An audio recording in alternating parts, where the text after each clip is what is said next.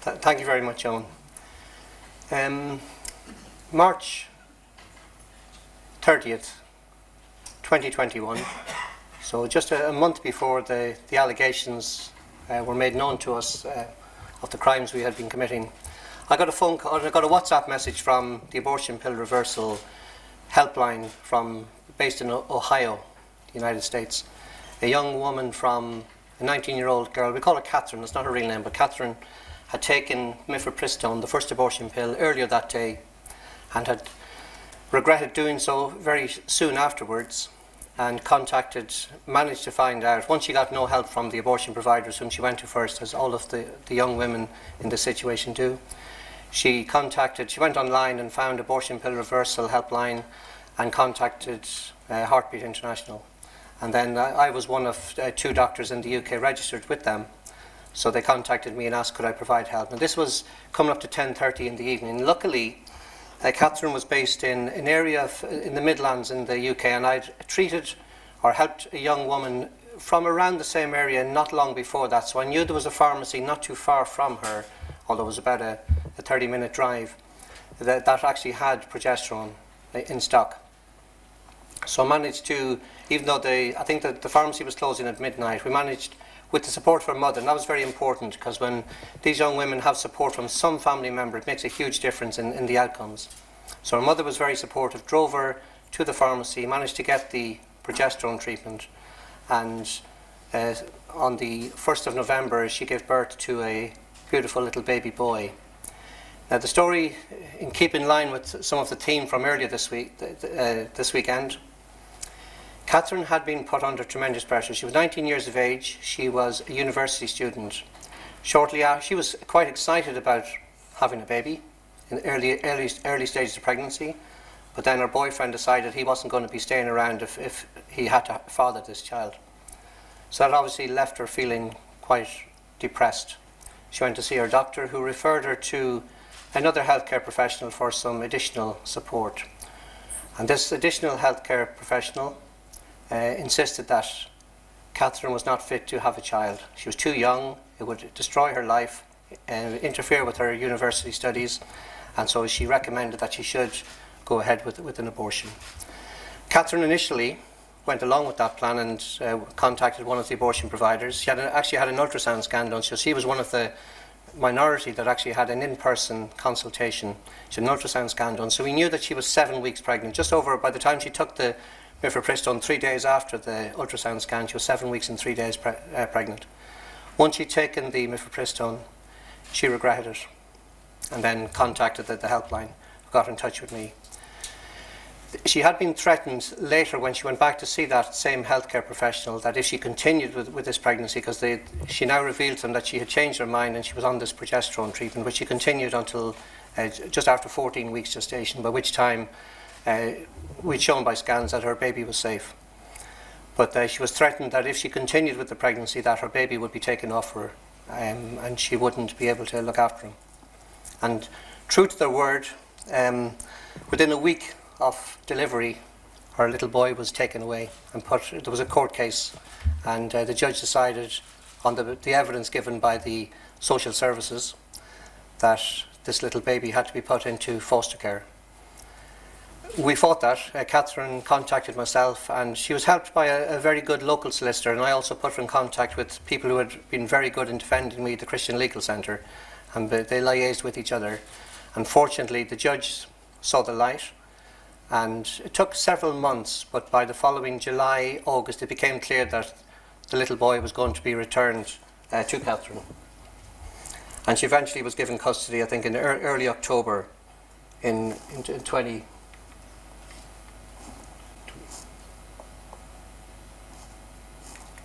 Were you able to move that? Oh, sorry.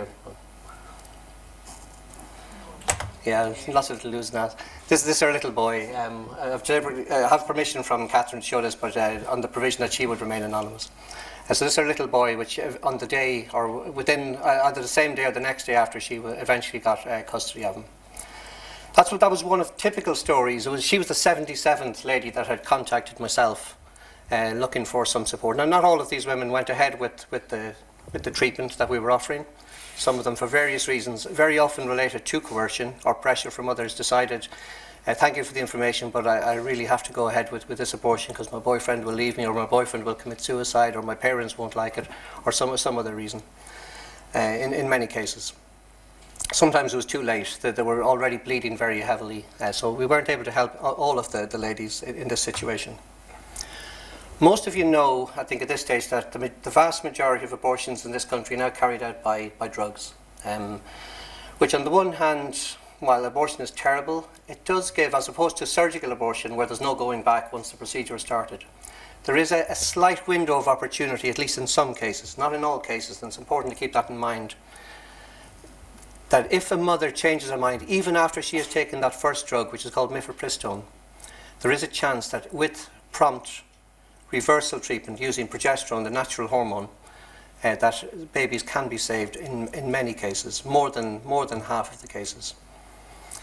Mifepristone acts by blocking progesterone. Progesterone is essential for maintaining pregnancy. It maintains the integrity of the lining of the womb, and without progesterone, either by deficiency in progesterone or by something blocking progesterone, as mifepristone does, that the levels of progesterone drop, the lining of the womb can't be maintained, and it's shed, along with the fetus or embryo at that stage, and the other developing placenta, trophoblast, will be shed away. Not all in its entirety. It sometimes happens over several days. And again, that's important, that even if women have slight bleeding, it's not too late. They can still sometimes rescue their babies. And it's always worthwhile treating them, at least until it's confirmed that the baby is no longer viable. So of all of the abortions, of the 228,000 abortions carried out in this country in Great Britain, England, Scotland and Wales in 2021, 89% of them were medically induced. So 200,079 in total. That's the last year that we have on record. So the vast majority are carried out by these medical means. Some are done by telemedicine, where the woman makes 1 or 2 phone calls and is sent the medications at home without any consultation. Sometimes they get an in-person, as in Catherine's case, consultation. The second drug that they're meant to take is called misoprostol. That's taken 1 or 2 days later, as they're instructed to do, and that's a prostaglandin that causes contraction of the uterus to empty the contents of the uterus, to expel the baby at whatever developing stage that he or she is at. And that usually completes the abortion. However, it doesn't... This is probably the most important information that I have to give mothers when they contact me, and probably is one of the take-home messages to take home, if you remember nothing else, that if a mother who's pregnant takes both abortion pills, mifepristone and misoprostol, as directed, there's a less than 2% chance that her baby will survive. There still is a small chance, but it's very, very small, and the vast majority of those that do manage to survive will then undergo surgical abortion. It doesn't mean that the abortion is complete in all of these cases. There's still at least 6 or 7% where there will be incomplete abortion, and the mother will then subsequently have to undergo an additional surgical procedure. That's one of the pieces of information that the abortionists like to keep quiet. But there is a considerable risk of not completing the abortion, and that a second intervention will still be necessary. If the mother takes the first drug, mifepristone, that blocks progesterone, decides for some reason not to take the misoprostol, but if she doesn't know about or doesn't manage to receive treatment with progesterone, there's a less than 20% chance. We don't actually know what the chance of survival is to live birth. All we know is from the studies that have been done on this, which were done in the early stages of development of these drugs. We know that there's a less than 25% chance of the baby surviving up to 15 days. So they haven't done any studies looking up till birth, which is what we're particularly interested in. But up to 15 days, it's less than 25%, and there's going to be several miscarriages even after 15 days, as we found in our experience. So it's less than 20% chance that the baby will survive if the first drug is taken, but the second drug is not taken, but she doesn't get progesterone. What we do is we improve that chance of survival. We never claim that all of these babies are going to be saved. It is disappointing. It's actually heartbreaking when the treatment doesn't work. But we have 50 to 55% chance in the UK experience of babies surviving if the mother takes the first drug and manages promptly, so before major bleeding, major cramps start to occur, and that's up to 72 hours in some cases. And if we manage to give her progesterone and she hasn't taken misoprostol, and we continue the progesterone, it's very important that you don't just take 1 or 2 doses, that you continue it, ideally up until at least 12 or 13 weeks, and we aim to go to 14 weeks if possible. By that stage, in the second trimester, the placenta is already producing large amounts of progesterone. That it shouldn't be necessary to continue the additional progesterone that we offer. But with this treatment, we can more than double the survival rate for these babies, of 50 to 55% chance of survival to birth, not to 15 days to birth. Up to 15 days is about 70%, but to birth, 50 to 55%. I'll explain why I give that margin rather than one definite figure. The United States have figures up to 68% survival. There's a number of reasons for that. The main one being the awareness. There's much greater awareness in the United States of this treatment. There are more than 1,000 doctors in all 50 states who are providing this treatment, whereas in the United Kingdom, at the time, myself and Dr. Eileen Riley were banned from doing so. There was just 2 of us on call for the whole country, 24 hours a day, 7 days a week. And now Eileen's not doing it at the moment. It's myself and another doctor in another part of the country who's offering the same service. So we're at an immediate disadvantage. Secondly, there are many states, I think it's 12 or 13 states in the United States, where it's mandatory that if a woman is undergoing a drug-induced abortion with mifepristone, misoprostol, she must be informed, legally must be informed by the abortion provider that if she changes her mind, she is entitled to seek abortion reversal treatment with progesterone. So there's a great heightened awareness. So the difference is enormous. The average time for a woman in this country to get progesterone after she's taken mifepristone there's a 25-hour delay. In the United States, it's about 6 hours. And that can be a difference between life and death, at least in some cases.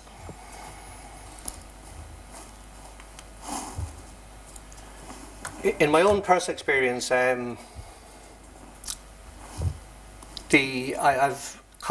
had consultations from 104 women at this stage. There was 92 in the first 9 or 10 months until I was stopped doing it. Then when I was allowed to recontinue it, numbers haven't been because I was a little bit slow to get going there was some logistical reasons for that. There's only been 12 recently. But I've had 104 consultations, of whom more than a third decide, for the reasons I've mentioned earlier, not to go ahead with the treatment. Now that's very important, because one of the accusations made against me was that I was forcing my pro-life beliefs, my Catholic beliefs, on these vulnerable women. And we were able to show that, with the numbers themselves, that wasn't the case. And actually, several of those women in that group who decided not to go ahead with treatment gave very powerful witness statements on my behalf to say that they were not put under any pressure whatsoever. I don't go chasing after them, and neither did Dr. Eileen Riley. So we were able to show that there was absolutely no coercion. This was entirely a voluntary decision that women were making after we'd explained very honestly to them the chance of success, the likely outcome, the safety record. I mentioned the important take-home message was the figures of the survival rates. The second take-home message is that, number one, abortion pill reversal using progesterone is safe. No matter what anyone else tells you. It's necessary, there's a demand for it, it's safe, and it's often effective. Not always effective, but often effective. I'll say that again later on. Those who started progesterone, a number of them decided, again, usually because of coercion from other outside forces, that they weren't going to continue, but the majority did continue the treatment. Some of them we've lost to follow-up. Now that was very upsetting, because I know that at least half of those 11 ladies who stopped contacting me had been doing very well. Several of them, over half of them, had had scans done.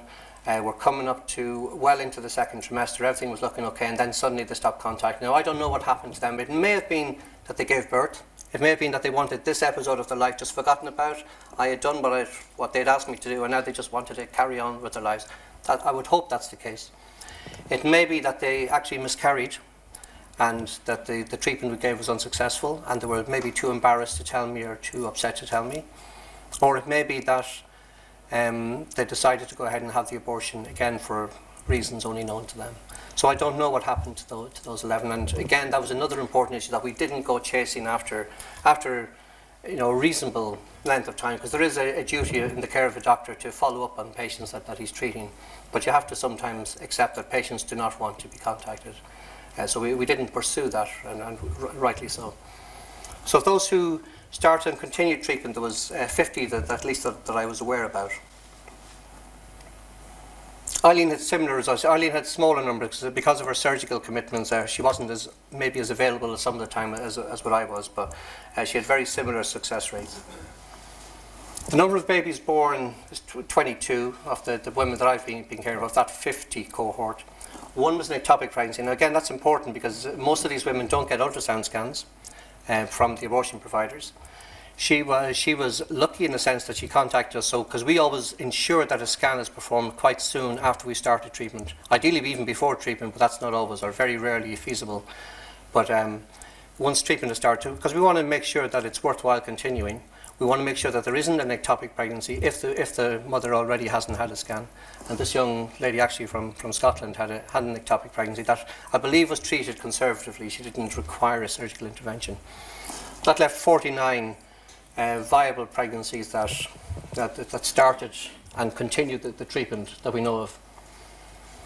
Not all were successful, however, and I said that was always heartbreaking, not only for me but for the mother. But the mothers, even in those cases, and we got several witness statements from several mothers in that situation, they were so grateful that somebody had tried to help them, because in every case their first port of call was BPAS or Mary Stopes or whatever clinic had given them the abortion pills in the first place, and they were always told either there's nothing you can do, you just have to take the second pill and complete the abortion, or there's nothing you can do, but just don't take the second pill and just wait and see what happens, called expectant management. But none of them were told, well, there is a treatment called progesterone that you might be able to look up and try that. It was only by going on Google searches and internet searches that they found about this abortion pill reversal. And we therefore don't know how many more thousands of women who maybe would have liked to have availed of that service and had no idea that it even existed.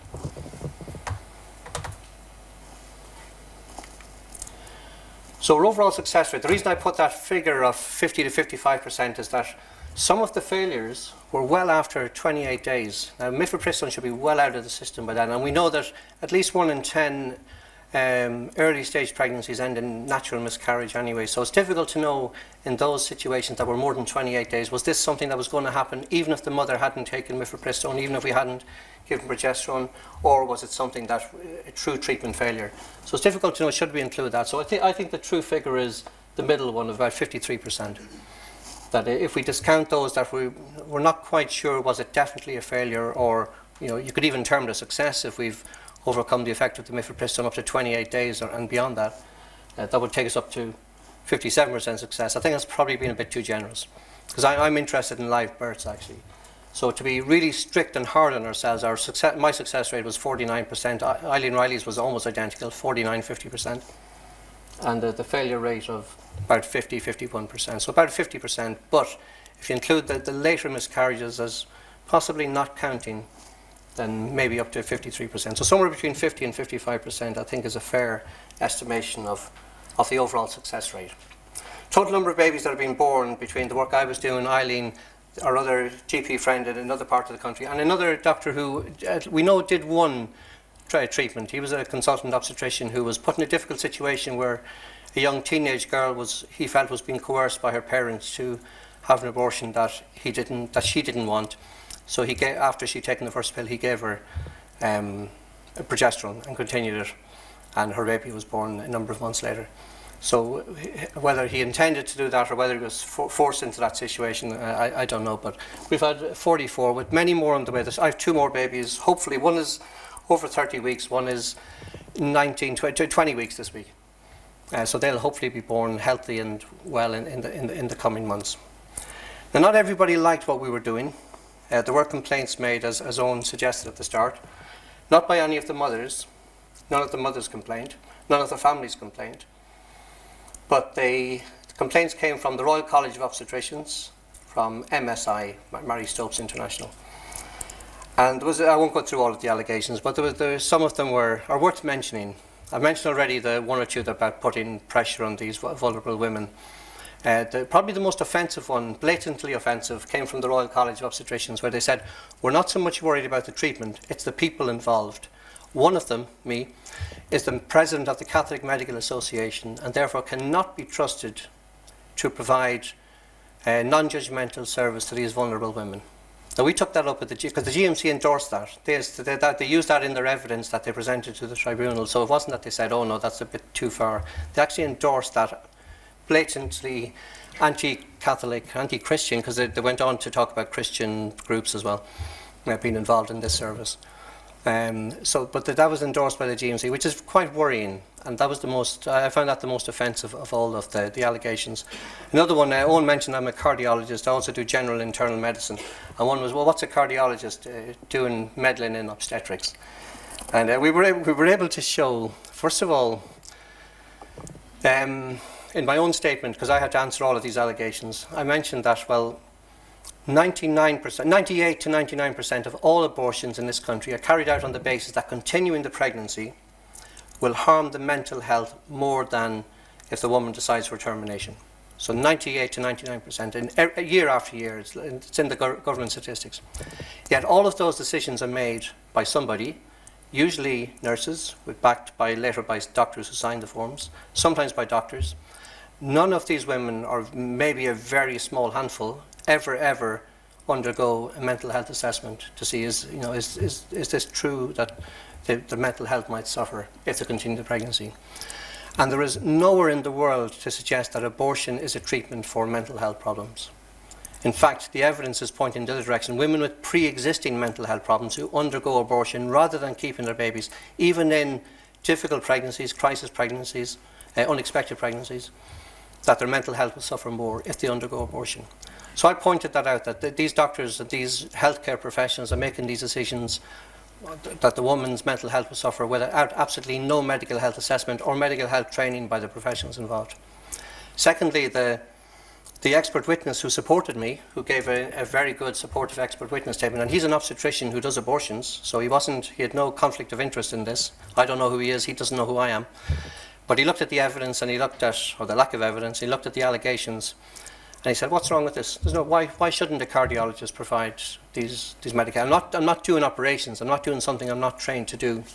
The skills in medicine are transferable. You can move, like I regularly treat people with respiratory conditions, neurological conditions, renal conditions, other conditions. I treat women in pregnancy who happen to have cardiac problems or other medical problems. And he said there's no reason why a cardiologist should not be allowed to prescribe progesterone. It's not rocket science. It's pretty simple stuff, to be honest.